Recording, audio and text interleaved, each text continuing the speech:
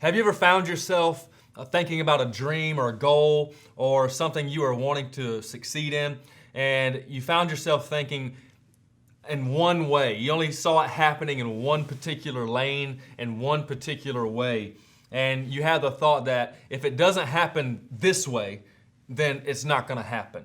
You know, sometimes we can fall into that trap, and I want to challenge you today to take the limits off of your thinking and take the limits off how God can do things in our life. Sometimes we can become so just zeroed in on one way of something happening in our life, whether it be, wanting to get married, or how the business is going to thrive, or how we're going to achieve the goal, go to college, whatever it might be. And we become so fixated on one way, we can't even believe for other possibilities.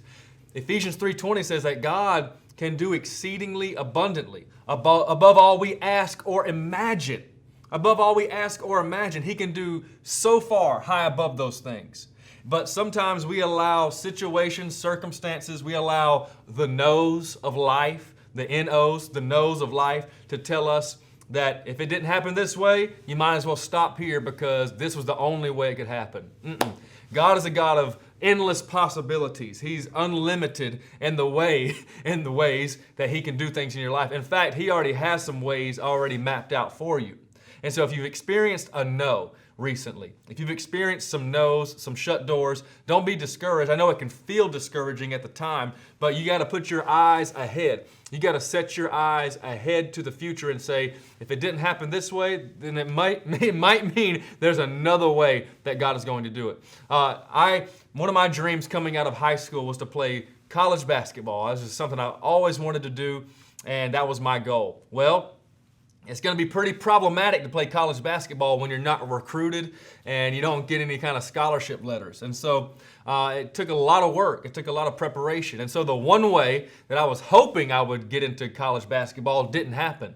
But I didn't stop. I kept working, I kept training, preparing, making right relationships, and eventually it led me to play college basketball. That's just my story, but how can you apply that to yours? It didn't happen for me the way that I thought it was going to happen or the way that I wanted it to happen. But guess what? God had another route for me that led me to some great people, led me through some great places that still help me out to this day. So I want to encourage you. It might not be the route that you saw in your head you were going to take, but I can imagine Moses felt the same way. He didn't imagine coming to a Red Sea and God parting waters and walking through it.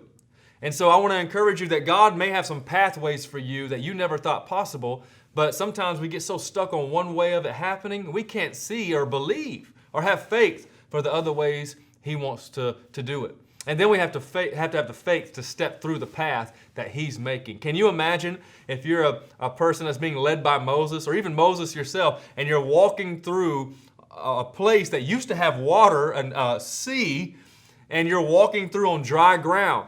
You know how much faith it takes to walk through that? It takes faith to stretch out your hand and watch God part the waters, but it also, I would say, takes faith to walk through that as well. Because at any moment, think about this. As you're walking through, at any moment, those walls of water could come crashing down on you. So it takes trust to walk through it just as much as it does to believe God to part it for you. So you have to keep walking through that place of life when God does open the door and sends you on the path He has for you. Don't allow fear to grip you and say, I don't know if this is going to work. No, you keep stepping in faith. Keep believing, take the limits off, and believe that God has you on the path, even if there is some type of setback.